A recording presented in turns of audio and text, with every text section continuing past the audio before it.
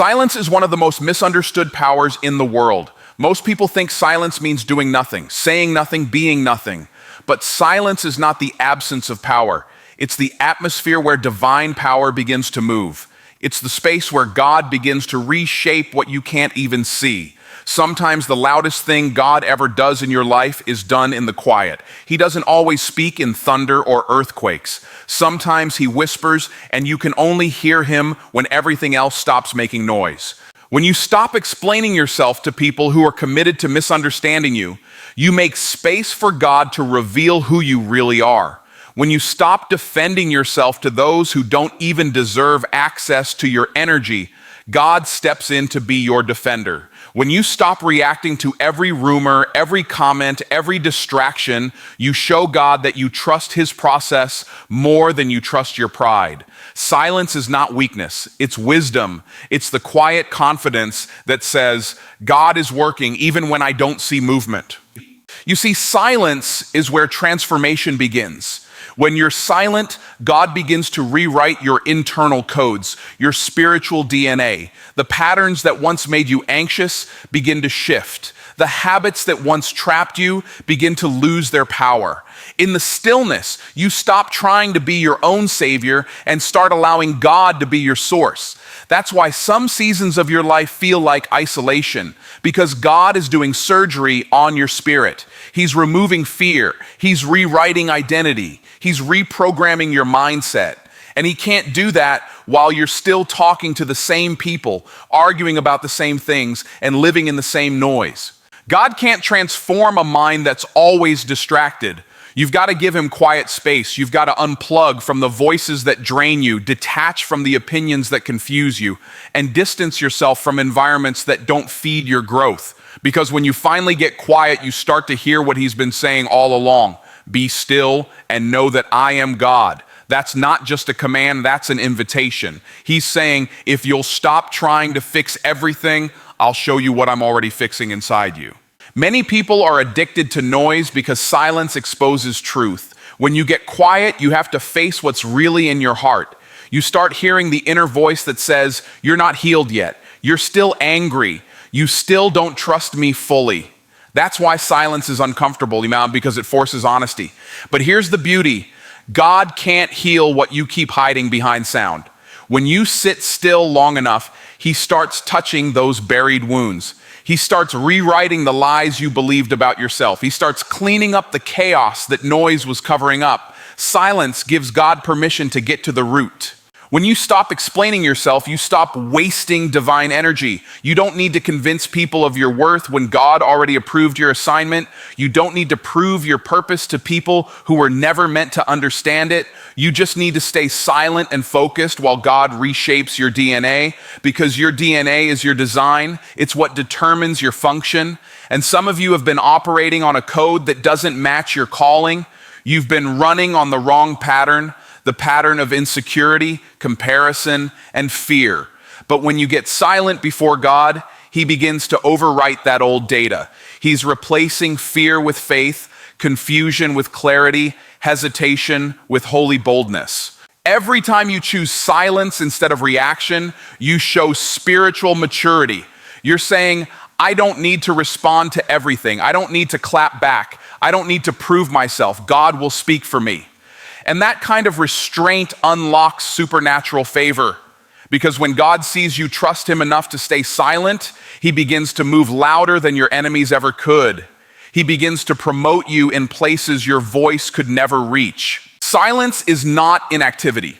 It's incubation. It's where ideas are conceived. It's where vision grows. It's where purpose matures. Think about a seed. You never hear it grow, but beneath the soil, it's breaking, expanding, developing roots. The process is silent but powerful.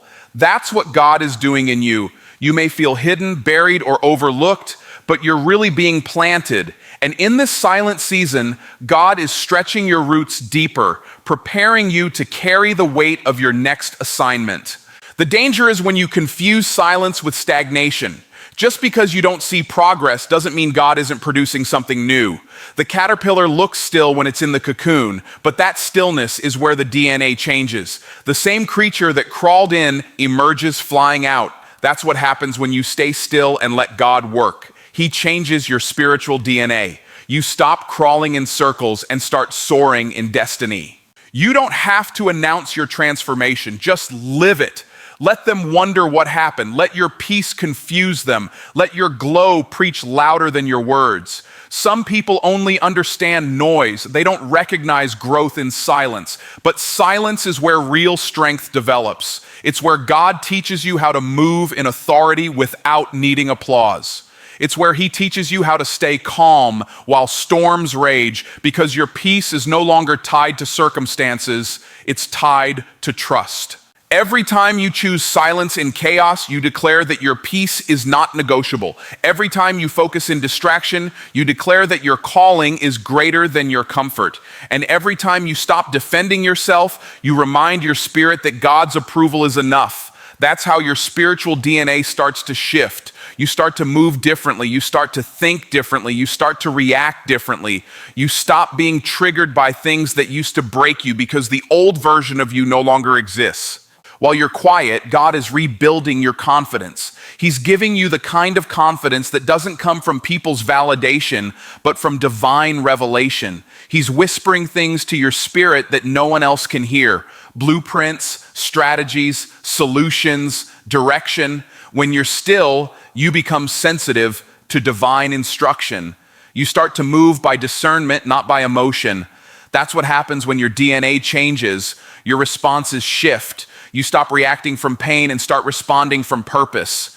God is also rebuilding your clarity. In the noise, you couldn't see where you were going. But in the silence, your vision sharpens. You start seeing what matters and what doesn't. You start realizing what's a distraction and what's divine. Clarity is not something you find. It's something God reveals when you're still long enough to listen. Some of the confusion you're battling isn't the enemy. It's simply overcrowded space. Too many voices, too many opinions, too much noise. When you step back into silence, you give your mind a chance to breathe and your spirit a chance to hear. And while God is rebuilding your confidence and clarity, he's also restoring your calling. Because somewhere along the way, the noise made you doubt your purpose.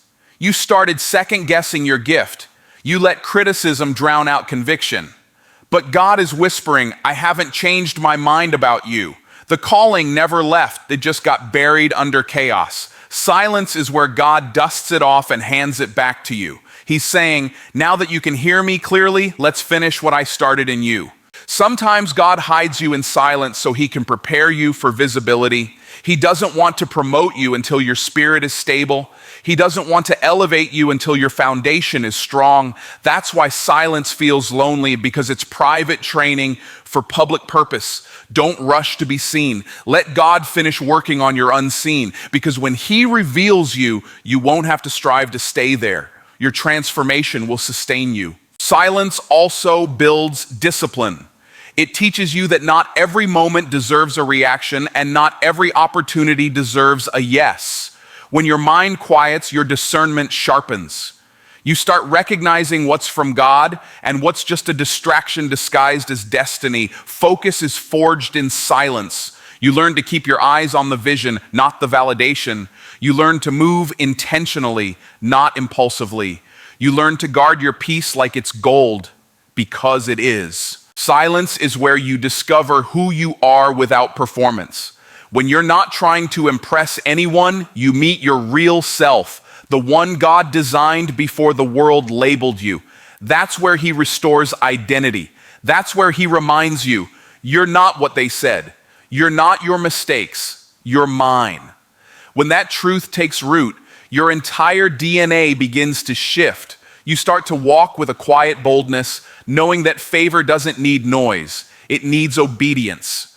If you're in a silent season right now, don't rush it. Don't despise it. Embrace it. It's not punishment, it's preparation. God is resetting your spiritual code. He's taking out the patterns of the past, the insecurity, the anxiety, the fear of failure, and replacing them with peace, confidence, and divine focus. He's preparing you to move with precision, not panic. And when this silent season ends, you won't just come out improved, you'll come out transformed. So stay silent, stay focused, let God rewrite your DNA. Because when he's done, the version of you that emerges will walk in rooms your old self could only dream of. The new you will carry authority, wisdom, and peace that can't be shaken. You won't have to announce your breakthrough, it will be obvious. People will look at you and say, "There's something different about you." And you'll smile, knowing it happened in silence, in that secret space where God worked on what no one else could see. Would you like me to now divide this 2,000-word keynote into short video segments, e.g. every 1 or 2 minutes, for your YouTube channel, Wisdom and Wealth with Myron Golden, with suggested visuals and voiceover pacing? Focus transforms the process into power. Focus is the difference between movement and momentum. It's the invisible line between potential and purpose. You can be busy and still not become. You can move all day and still go nowhere because distraction is disguised as progress. Focus is not about doing more when it's about doing what matters with consistency and conviction. When you stay focused on your growth and not their gossip, on your mission and not your mistakes, you start to partner with God's process. And when you partner with his process, transformation becomes inevitable. You see, God doesn't need perfection to change you. He needs attention. Transformation doesn't happen because you're flawless. It happens because you're focused. It happens when you decide that your energy will no longer be wasted on comparison, confusion, or criticism. Focus is a decision to be present where purpose is unfolding. Focus is faith in motion. When you focus on what God gave you, he multiplies it. But when you keep dividing your attention between what you lost, who left, and what's not working, you delay your own growth. Your DNA represents your spiritual design, the blueprint of who you were created to be. And that design doesn't activate through noise, distraction, or fear. It activates through focus. God placed within you everything needed for your destiny, but focus is the key that unlocks it. Focus is the agreement between your spirit and God's plan. It's saying, I'm done scattering my energy on everything that doesn't serve my assignment. Because the truth is, you can't keep asking God to bless a version of you that refuses to be disciplined. Blessing flows through alignment. Alignment flows through focus. When you stay focused, your process gains power. Every season starts to make sense. Every delay becomes development. Every setback turns into strategy. Focus turns pain into purpose and confusion into clarity. When your mind stops wandering, your spirit starts winning. God can't transform what you keep distracting yourself from. If you want to see power in your life, stop looking at everyone else's lane. Stop scrolling through comparison. Stop measuring your progress by their applause. Stay focused on your path. Distraction is the enemy of destiny. It's not always something sinful. Sometimes it's just something that steals your strength. The enemy doesn't need to destroy you. He just needs to divide your attention, because divided attention creates diluted power. When you're halfway here and halfway there, you never give your whole self to what God is doing. But when you focus, everything begins to align. You start seeing patterns. You start noticing divine timing. You begin to sense that even the things that hurt you were part of your development. That's when process becomes power. Some of you have been frustrated because your process feels slow. You've been praying for acceleration, but God is waiting for concentration. He's saying, I can't move you faster until I know you won't drift off track. Focus is proof of readiness. It's not about speed, it's about stability. God doesn't bless movement. He blesses maturity. He's looking for someone who can stay committed when results are invisible, who can stay faithful when progress is silent. When you stay focused in the unseen, you prove you can handle the visible. Focus is how faith matures. When you stop chasing everything that looks urgent and start prioritizing what's eternal, you begin to grow roots instead of just branches. You stop reacting and start responding. You stop seeking validation and start seeking revelation. You stop trying to force open doors and start trusting God's timing. Focus gives you the endurance to stay in process when everyone else quits. It's easy to start something with passion. It's harder to finish it with focus. Passion ignites the journey, but focus sustains it. Look at Jesus. Even in the middle of distraction, betrayal, and pain, his eyes stayed on purpose. When Peter tried to pull him off course, he said, "Get behind me, Satan." When crowds tried to crown him before his time, he withdrew to pray. That's focus. Focus says, I refuse to let popularity replace purpose. Focus says, I will not let temporary noise interrupt eternal calling. That's why miracles followed Jesus. Not because he did everything, but because he did what mattered. His focus transformed every moment into power. God is calling you into that same level of divine concentration. He's saying, if you'll stop being distracted by what they're saying, I'll show you what I'm doing. You can't see God's hand if your eyes are always on the crowd. Focus sharpens your spiritual vision. You begin to notice God's fingerprints in the smallest details. You realize that the pain that made you cry was the same pressure that made you stronger. You see that the people who left weren't rejection, they were redirection. That's what happens when focus transforms the process. Everything begins to make sense. When you lose focus, frustration increases because your spirit knows there's more, but your attention is scattered. Focus brings peace because it simplifies your life. It filters out noise. It reminds you that not everything deserves your energy. Some things are distractions dressed as opportunities. Not every invitation is divine. Not every platform is purpose. Focus gives you the wisdom to say no to what looks good so you can say yes to what's God. The reason some people never see transformation is because they keep restarting. Every time God begins to work, they shift focus. They quit too early. They chase something new because the process gets uncomfortable. But growth always gets uncomfortable before it gets powerful. Seeds break before they bloom. Gold melts before it's molded. Transformation requires consistency. When you stay focused in the fire, you don't burn. You become refined. Focus is not glamorous. It's quiet. It's daily discipline. It's showing up when no one's watching, praying when no one's clapping, building when no one's supporting. But that's where God measures faithfulness. You can't ask him for elevation if you can't stay focused in preparation. The process you're in is designed to build capacity for the promise you're praying for. Don't despise it. Don't rush it. Focus transforms process into something sacred, and it turns the ordinary into the anointed. Focus also reveals identity.